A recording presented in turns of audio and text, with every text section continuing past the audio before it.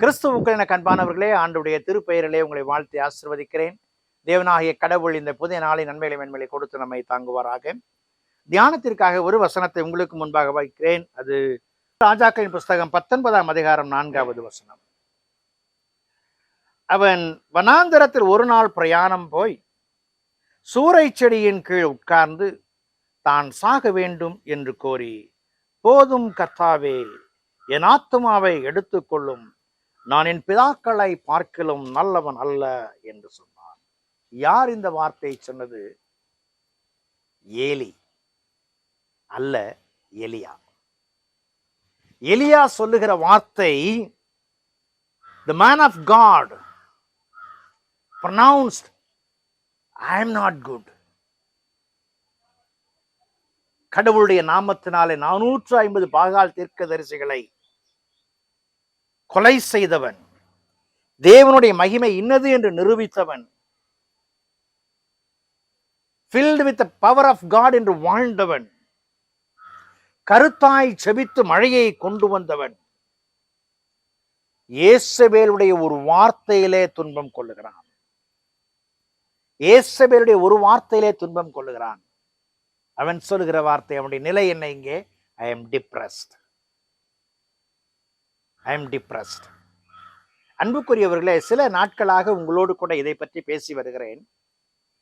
இந்த டிப்ரெஷன் என்கிற ஒரு பதத்தை பல நிலைகளில், பல விதங்களில் பல மக்கள் சந்திக்கிறார்கள். அதிலிருந்து வெளியே வர வேண்டும் என்கிற ஆர்வம் இருக்கும் என்று சொன்னால், என்னை அழைத்தவரும் என்னை அனுப்பினவரும் யார் என்பதை புரிந்து கொண்டால் அங்கே வெற்றி உண்டு.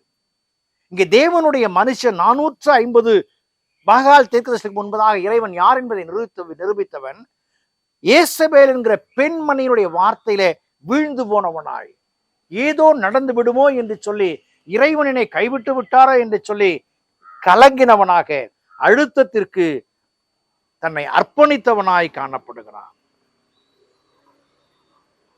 He must understand that he is a chosen one. அவன் தெரிந்து கொள்ளப்பட்ட ஒருவன் என்பதை அவன் புரிந்து கொள்ள வேண்டும்.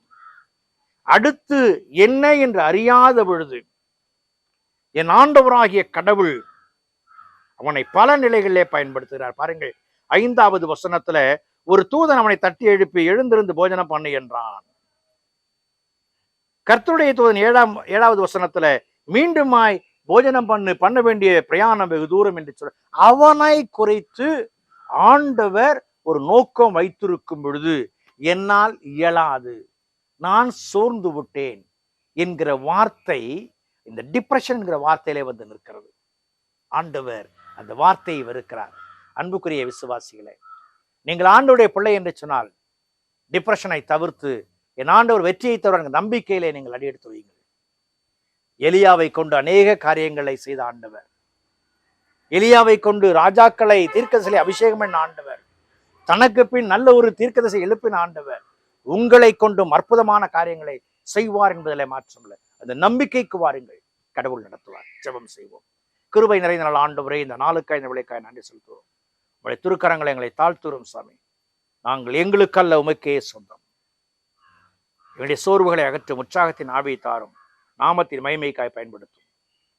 எலியாவை தேற்றின ஆண்டவர் எங்களையும் தேற்றும். இயேசுவில் ஜெபிக்கிறோம், ஜெபக்குள் பிதாவே, ஆமென்.